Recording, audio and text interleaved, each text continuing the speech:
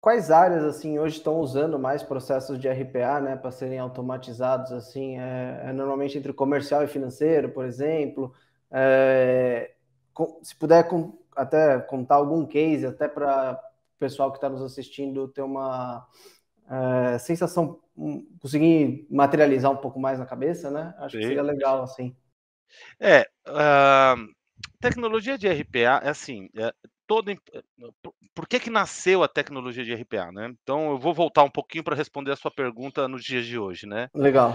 Todos os sistemas de ERPs que a gente conhece hoje, eles foram concebidos na década de 70, tá. Então o conceito do RP, ele é lá da década de 70.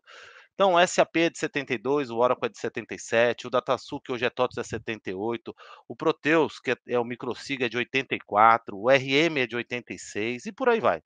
Olha Então o aí. conceito vem lá de trás. Uhum, Porém, o que acontece, de lá para cá, quando a gente estava desenvolvendo essas tecnologias na década de 70, a gente não tinha a menor ideia dessa questão de transformação digital, né, a gente não sabia o que vinha pela frente.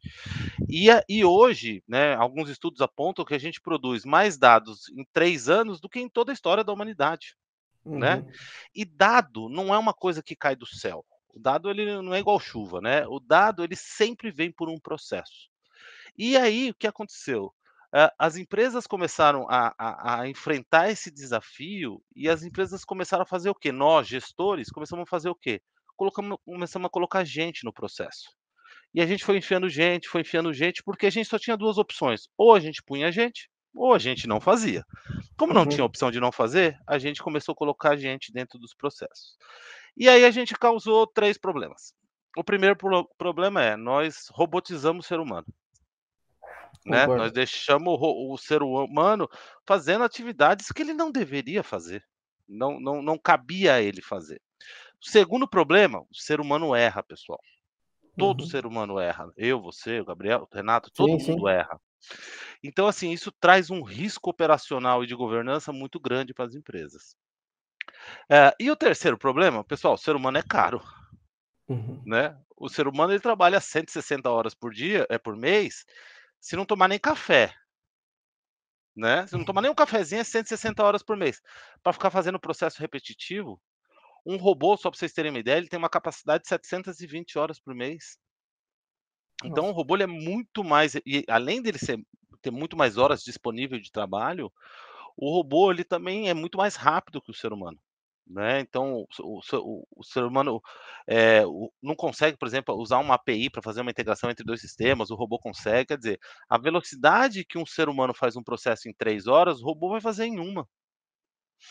E aí os clientes sempre me perguntam, falam: "Lessa, puta, mas aonde é que posso usar o robô?" Em praticamente todos os sistemas que ele tem. Primeiro que os robôs, eles não estão vinculados a nenhum tipo de sistema, né. Então você tem um site de prefeitura que você tem que acessar, um site do governo federal, um site da ANEEL, órgãos institucionais, bancos, qualquer tipo de processo que você tem que fazer que seja manual e que tenha uma regra, o robô consegue fazer. Tá, Uhum. então a eficiência do robô, ela vai estar ligada em qualquer área da empresa. Quais são as áreas principais que hoje as empresas brasileiras colocam o robô? Financeiro, contábil, fiscal, materiais, transporte, conhecimento de transporte, esse tipo de coisa, frete. RH é uma grande consumidora o RH ele tem 2 grandes vantagens, né, a primeira que o RH está vendo o que está acontecendo.